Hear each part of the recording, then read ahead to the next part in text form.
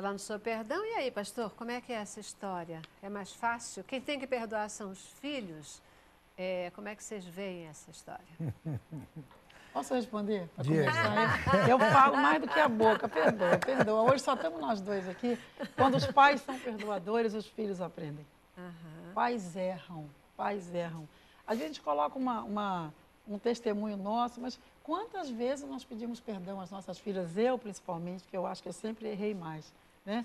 E mesmo até para liberá-las na vida, para casar, né? Filha, você tem alguma coisa contra nós? Nós fizemos alguma coisa que magoou, prejudicou?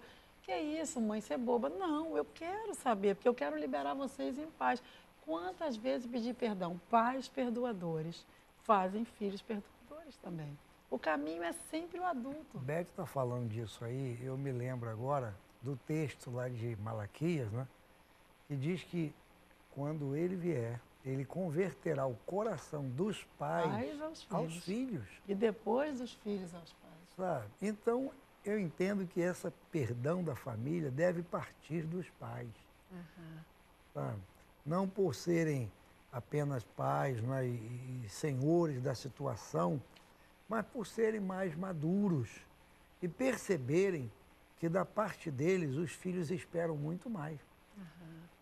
É interessante, né, quando eu sempre falo com as pessoas, às vezes tem muitas crianças na igreja, e domingo mesmo eu disse para um irmão, ele estava olhando uma criancinha assim, eu falei, você já foi isso, né? Ele falou, você já foi desse tamanho aí? Verdade. É. Eu falei, você lembra alguma coisa desse tempo? Ele falou, poxa, não lembro quase nada. Eu falei, mas é interessante, né? Essa criança está aí, nós estamos aqui. É muito fácil eu e você brigar com ela, reclamar com ela, dizer alguma coisa, né? Tomar alguma atitude, amedrontá-la. Não faz isso, sabe? E a gente nunca se coloca no lugar e diz, não, me perdoa. Sabe? Difícil é se colocar no lugar do adolescente, da criança. Exatamente, e pedir o perdão. Porque a pessoa acha que adulto sendo, maior sendo, sabe? E aí ele é dono da situação. Não. Donos da verdade. Perdão é uma bênção quando ele é aplicado com conhecimento, com sabedoria, compreendendo o outro, se colocando na situação do outro. Pois é, isso que você colocou, sabe, Beth? Eu também, eu tenho essa sensação, que quando os pais são perdoadores, eles ensinam os filhos a serem perdoadores, porque filhos imitam os pais, né? Verdade. Filhos imitam os pais, mesmo quando eles não têm grande admiração pelos pais, porque às vezes não têm, né? Mas eles percebem os bons exemplos. Mas eles com percebem. certeza. E quando a gente aprende a perdoar no seio da família, isso se propaga, né?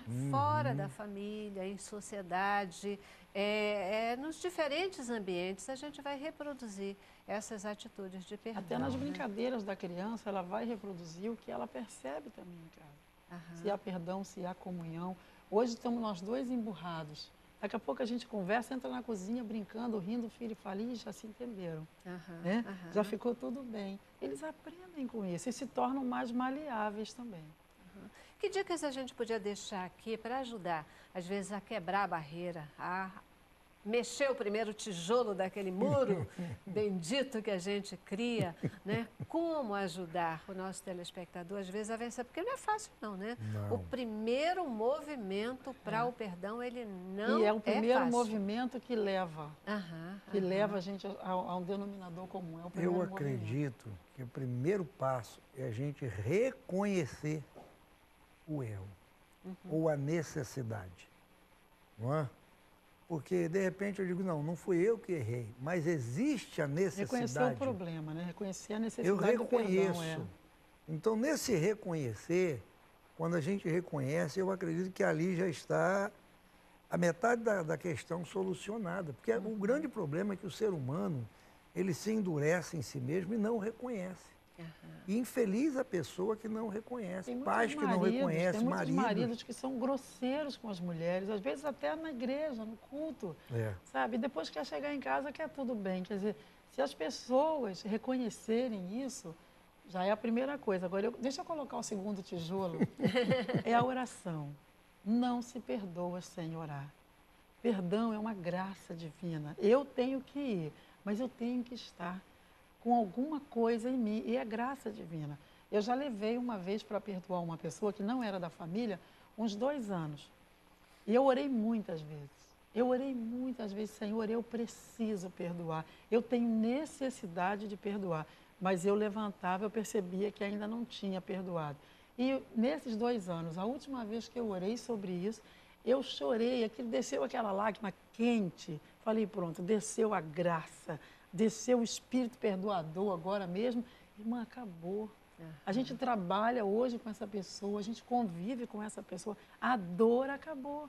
Claro que eu lembro, a gente não perdeu a memória, mas a dor foi embora. Porque o segundo tijolo é a oração. Agora coloca mais aí. Reconhecer, portanto, que existe um problema, né? Ainda que eu não seja o agente desse problema, é importante a gente reconhecer e aí dar um primeiro passo. E para dar esse primeiro passo, a oração, sem dúvida, ela é fundamental, porque ela nos ajuda, ela nos dá força, né? Queria ouvir de vocês também e refletir com vocês, assim, quais são as piores consequências ou as maiores consequências de não se perdoar. Eu lembro de uma história, e acho que o diabo usa tremendamente essa história, né, dos erros que a gente teve. Ele faz a gente não querer acreditar ou não entender no perdão que Jesus nos dá efetivamente sobre os pecados que cometemos. Eu tenho uma história, né? Talvez não vá me lembrar os nomes, mas não é essencial. O essencial é o encaminhamento da questão. Eu não sei se foi Lutero, né? Era um pregador que ele estava lá pregando a palavra e falando do amor de Deus e compartilhando esse amor de Deus com muitas pessoas, né? E o diabo vinha para lá e chegava perto dele e dizia assim, mas olha só, tu está falando isso aí, mas olha só, você já fez isso, você já fez aquilo, você já fez aquilo. Foi Lutero eu não mesmo. sei quem foi Lutero, né? E aí, querendo dizer e tirar dele a bênção daquela sensação e daquela situação e do poder de poder falar a mensagem de Jesus, né? E o que ele fez foi dizer, sai para lá, Satanás, o Senhor já me perdoou de tudo isso. Isso aí é passado, isso aí não existe mais. Fiz, mas não existe mais. A história diz que ele mandou escrever tudo num quadro. Aí escreveu todos os pecados que ele lembrava no quadro. E ele escreveu lá no quadro, o sangue de Jesus Cristo, seu Filho, me perdoa de todo de pecado. tudo isso, já não existe mais. Trazendo isso para o nosso dia a dia, né? Qual é a importância da gente entender que quando a gente é perdoado, está perdoado. Para a gente entender que quando a gente perdoa, esse negócio não pode mais voltar. E quais são as piores consequências de não perdoar? Quando não se perdoa, se carrega um fardo. Eu já ouvi alguém dizer uma coisa interessante, que a falta de perdão é como uma sombra. Quando você não perdoa, né, a sombra é aquilo que está sempre, né, diante de nós. Com a pessoa, você almoça com a pessoa, você acorda com a pessoa, você está com aquilo preso. Então você está ali, onde você vai, aquela sombra. Você olha assim, meu Deus, sabe? O sol está para lá, a sombra está aqui. O sol está aqui, a sombra está aqui. Enfim, você não se livra dela. Então tem pessoas que não entendem isso e carregam esse peso, essa circunstância, essa situação ou essa pessoa, sabe, na mente, no coração. E como Beth falou, convive com isso o dia todo. Sabe? E aí, isso traz, não é, doenças na área sabe, na alma, traz no da corpo, alma, no coração, adoece no corpo. Gente. Porque já está provado, já está mais do que provado que a falta de perdão adoece. Adoece. Sabe? A pessoa vai carregar um peso que não é dele. E aí, infelizmente, muitas pessoas, ao não entenderem isso, acham que deve continuar no seu propósito. Não vou perdoar, não foi eu que fiz. Coisa boa quando a gente perdoa. Porque o perdão faz bem a gente. Mas outra coisa que acontece na consequência de não perdoar é que você começa a se isolar, você vai ficando só. Porque você já não arruma mais amigo porque aquele ali te aborreceu. Você não gosta da igreja porque o pastor te aborreceu. O marido já não serve mais porque aquilo te aborreceu. O filho também. Você vai ficando infeliz em todas as áreas com medo de sofrer novamente. Então, por conta de tudo isso, é melhor orar e perdoar. Aceita, libera, reconhece, quebra o muro, faz qualquer coisa, mas seja uma pessoa feliz. Porque eu vejo hoje na igreja, pessoas que eu digo, meu amor, você tem tudo para ser feliz. Por que esse rosto? Porque não perdoa.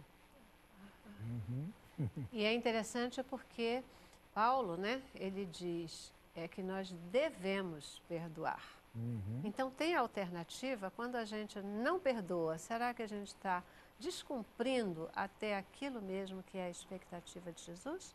E não só descumprir, mas não ser perdoado. Porque Jesus falou, ele condicionou o meu perdão, a minha libertação do pecado e das minhas falhas ao perdão de outras pessoas. Então, eu também não sou perdoada, eu estou mal de tudo que é jeito. Então...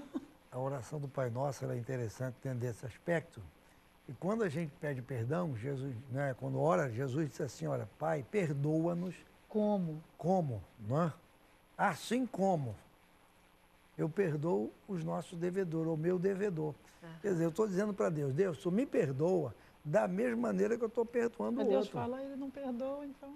Aí Deus vai dizer, pô, você perdoa 90%, eu te perdoar só 90%. Perdoa 70%, eu te perdoar só 70%. Aí Assim não vale. Mas isso é o que está colocado lá, assim como eu perdoo.